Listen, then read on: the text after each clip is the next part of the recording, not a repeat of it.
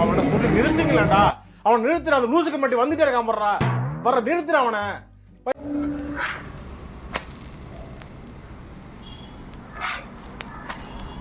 தண்ணி எடுத்துக்கங்க.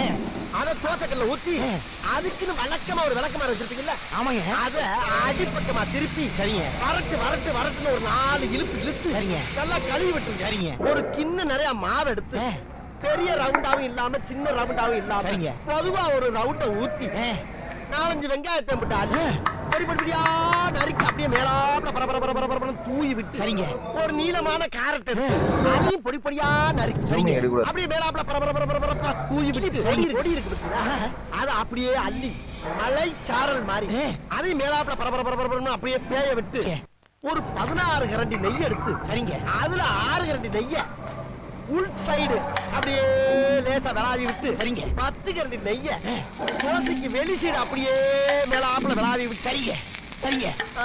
பொத்துனாப்ல அப்படி ஒரு பருத்து இப்படி ஒரு பருத்து அப்படி பருத்து விட்டு அப்படியே ரெட்டி கலர்ல முருக விட்டு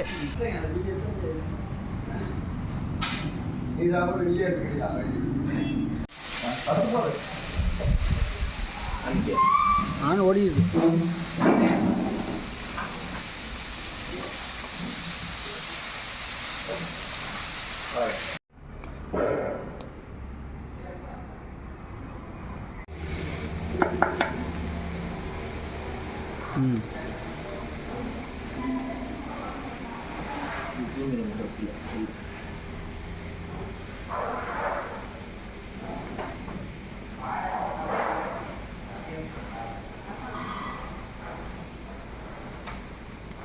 சாப்பிடும்.